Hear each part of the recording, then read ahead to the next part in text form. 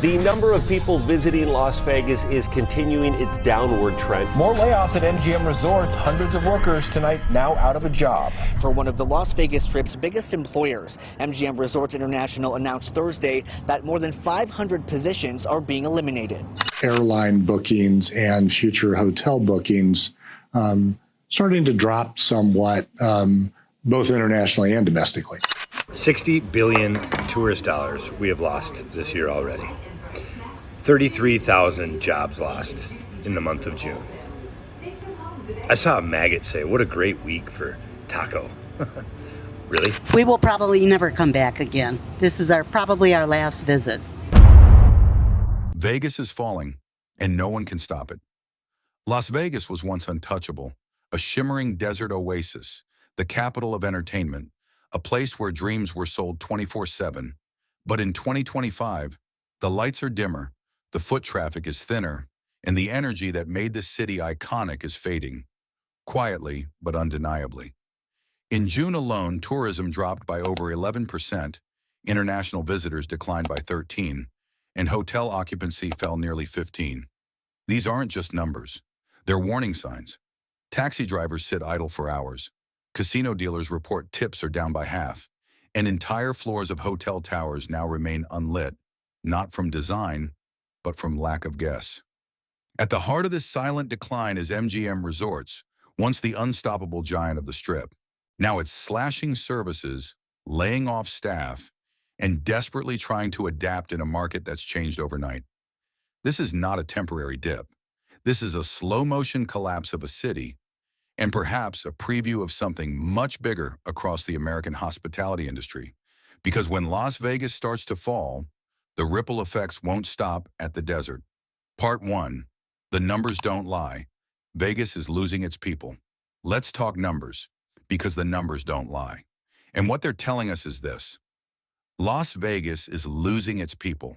Not just gamblers or tourists, but the lifeblood of the city.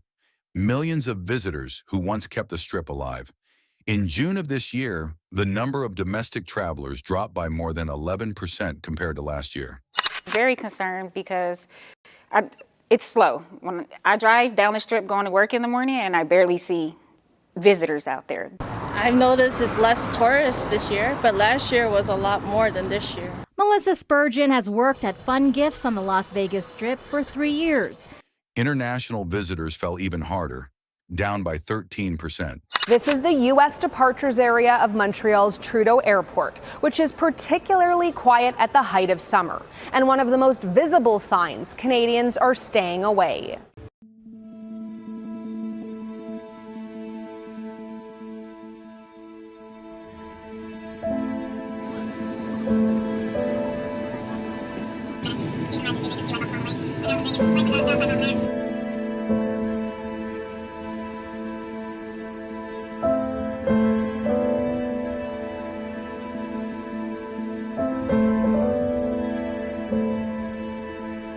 And hotel occupancy rates, once hovering near full capacity, have fallen by almost 15%.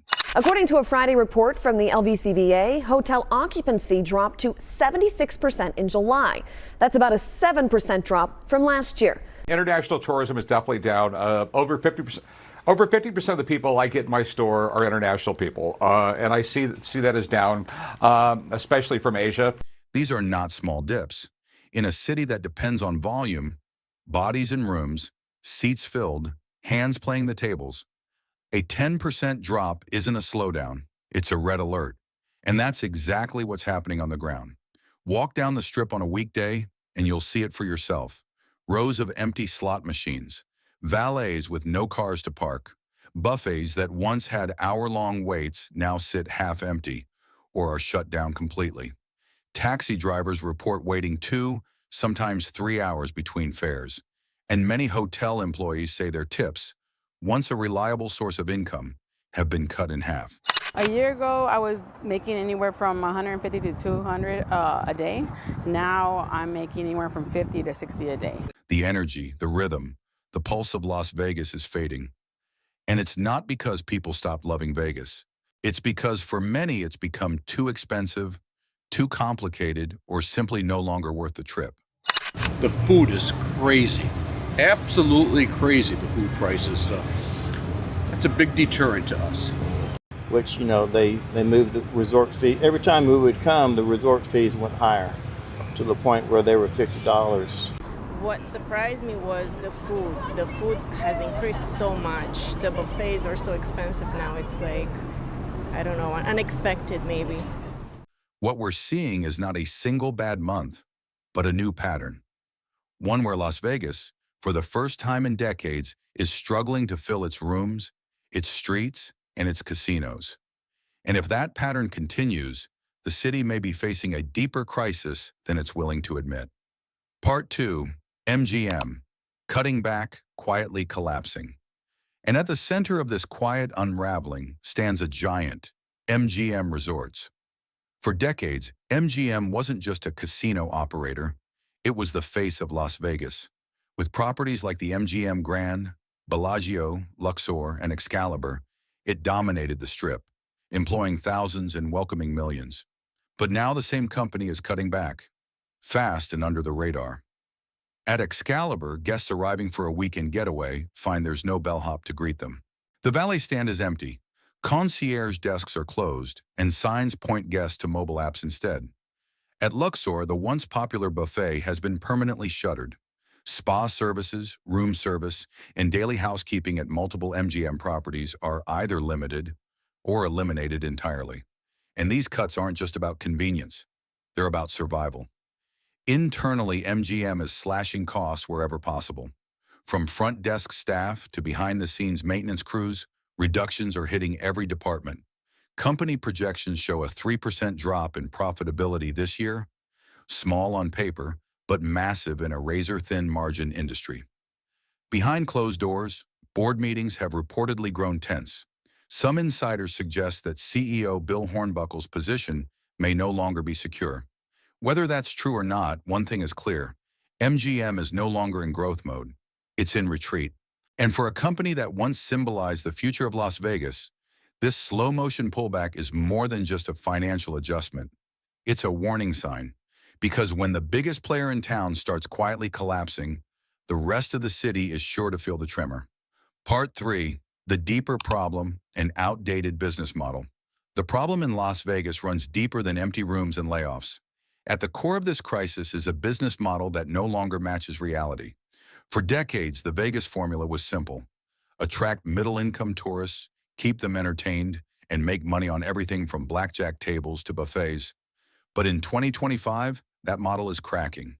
Middle-class travelers, once the backbone of the Strip, are pulling back. They're staying fewer nights. They're spending less money. And they're no longer booking months in advance like they used to. Instead, trips are shorter, more spontaneous, and far more cost-conscious. Why? Part of the answer lies in inflation and rising living costs across the country. But another major factor is Trump's 2025 tariffs, which have quietly driven up the cost of imported goods, including everything from hotel linens to restaurant ingredients. Those extra costs don't stay behind the scenes. They're passed directly to the consumer. So I've been a couple of times, and it is much higher than even last summer. The first day we were here, I got a bagel and cream cheese, and it was $12. So I definitely had a little bit of sticker shock. I just got a coffee here at the Venetian at Starbucks, and it was $9.50. $9.50 for a latte at the Venetian in Las Vegas. Starbucks. $52 for 2 slices of pizza and 2 Cokes.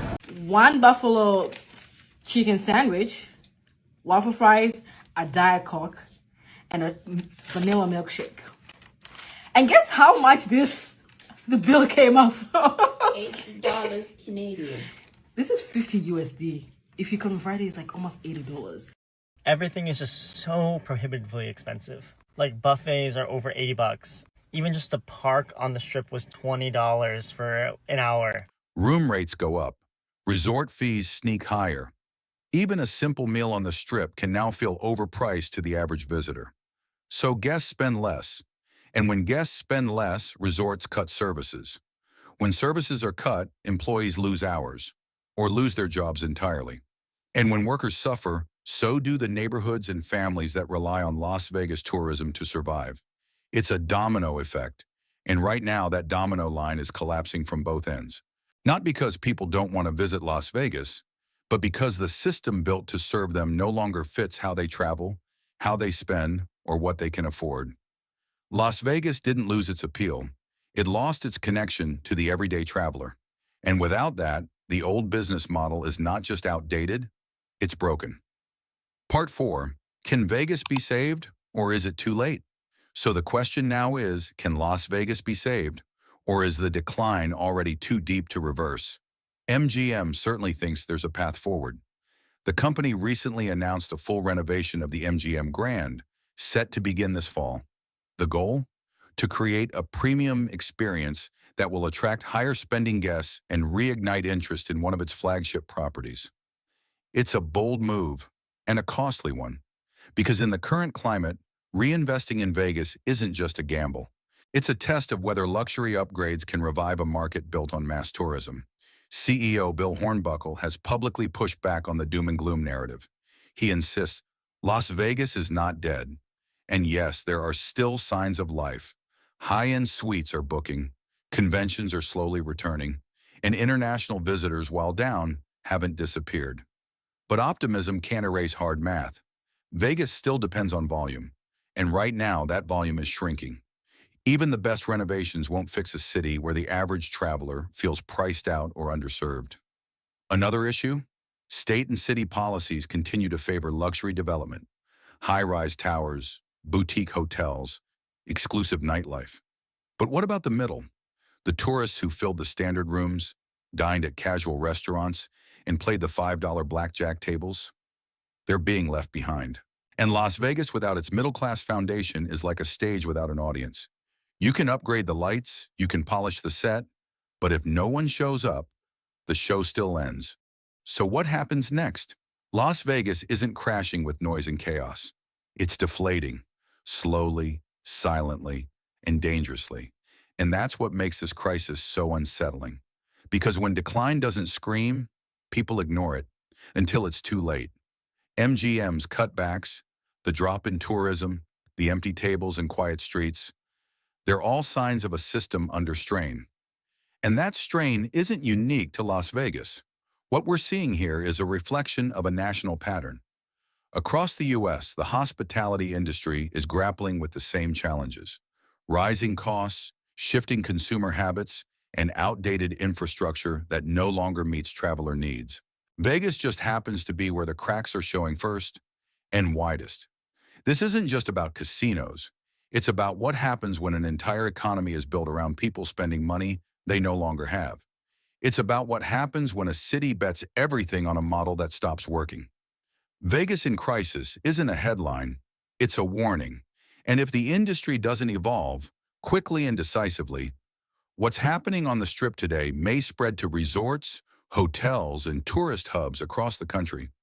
Because in the end, the fall of Las Vegas isn't just about a city, it's about the future of travel, of leisure, and of how America entertains itself. And the clock is ticking.